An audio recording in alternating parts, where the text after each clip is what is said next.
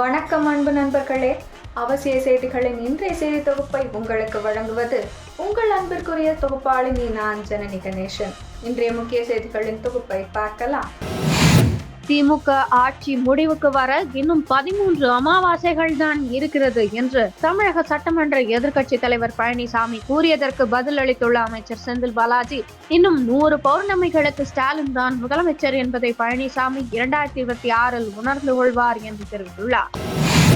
ஈரோடு கிழக்கு தொகுதி இடைத்தேர்தலை வேண்டாத வேலையாக பார்க்கிறோம். 9 மாதத்திற்கு எம்எல்ஏ தேர்வு செய்து என்ன பிரயோஜனம் என தமிழக பாஜக தலைவர் அண்ணாமலை கேள்வி எழுப்பியுள்ளார். ஆவடியில் சகோதரர்கள் 2 வெட்டி கொலை செய்யப்பட்ட சம்பவம் எதிரொலியாக போலீஸ் இன்ஸ்பெக்டர் சஸ்பெண்ட் செய்யப்பட்டுள்ளார். தமிழகத்தில் பல்வேறு மாவட்டங்களுக்கான பாஜக தலைவர்களின் பட்டியல் வெளியிடப்பட்டுள்ளது. புதிதாக நியமிக்கப்பட்டவர்களுக்கு மாநில தலைவர் அண்ணாமலை வாழ்த்துக்களை கூறிக்கொண்டார்.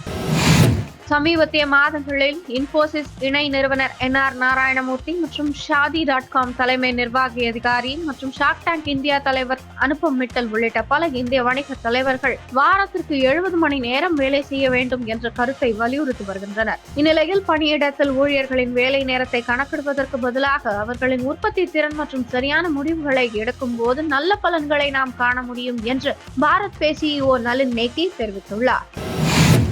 எழுதி கொடுப்பவர்கள் எதை எழுதி கொடுத்தாலும் காங்கிரஸ் கட்சி MP ராகுல் அப்படியே அதனை படித்து வருவதாக மத்திய அமைச்சரும் பாஜக தேசிய தலைவருமான JP நட்டா தெரிவித்துள்ளார். விண்வெளி துறையில் இந்தியா அபார வளர்ச்சி அடைந்துள்ளது என மன் கி பாத் நிகழ்ச்சியில் பிரதமர் மோடி பேசுகையில் தெரிவித்தார்.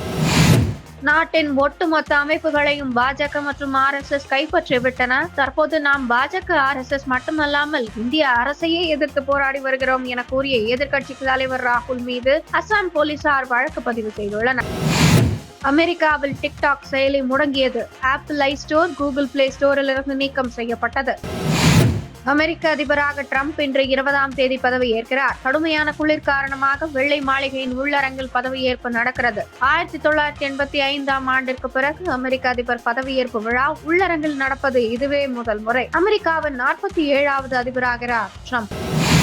அமெரிக்க அதிபராக பதவியேற்ற பிறகு டொனால்ட் ட்ரம்ப் சீனா செல்ல தனது ஆலோசகர்களிடம் விருப்பம் தெரிவித்துள்ளதாக தகவல் வெளியாகியுள்ளது. இந்தியாவிற்கு செல்வதற்கான சாத்தியம் குறித்தும் பேசியுள்ளதாக தெரிகிறது. இத்துடன் இன்றைய முக்கிய செய்திகள் நிறைவடைந்தன. மேலும் பல முக்கிய செய்திகளுடன் நாளை காலை 8 மணிக்கு உங்களை சந்திக்கிறேன்.